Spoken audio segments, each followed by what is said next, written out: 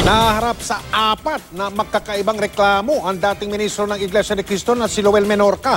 Isa rito ang serious illegal detention dahil sa pagdetine umano niya sa kanyang kasambahay na si Abigail Llanzon.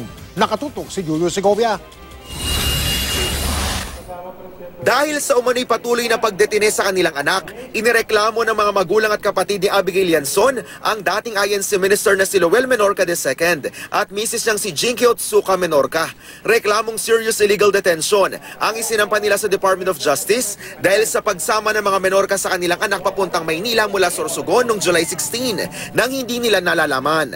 Ang 24 anyos sa si Llanzon, kinuhang kasambahay ng mga Menorca. Dinitin po nila na hindi po binigay sa amin kahit gusto na po umuwi ng aming anak na si Abigail ay hindi po nila pinapauwi. Sinusubukan pa namin kunan ng pahayag si Menorca pero batay sa nauna niyang kwento, dinetene daw sila ng kanyang pamilya kasama si Llanzon sa utos umano ng pamunuan ng Iglesia ni Cristo hanggang sila raw ay ma-rescue noong isang linggo. Sa isang text message naman ng abogado ni Menorca, sinabi niyang kailangan muna nilang mabasa ang reklamo bago magkomento. Kanina, ang abogado ni Menorca na si Trixie Angeles, inireklamo na rin ang pamilya ni Llanzon. Hiningi nila sa Korte Suprema na i-disbar ang abogado dahil sa pagsisinungaling umano sa korte.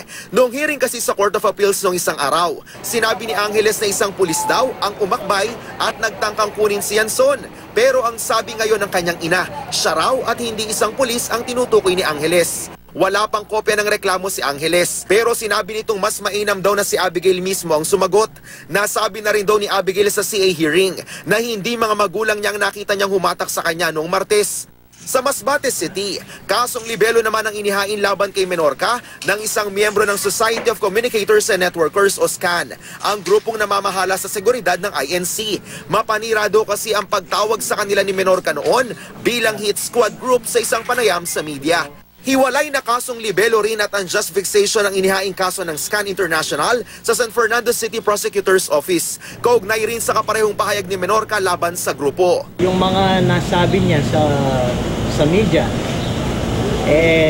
talagang very obvious, malinaw na puro kasiraan ang ginawa niya sa mga miyembro ng SCAN International. Hinihintay pa rin namin ang tugon ng kampo ni Menorca sa mga reklamo. Julio Segovia, Nakatutok, 24 Oras.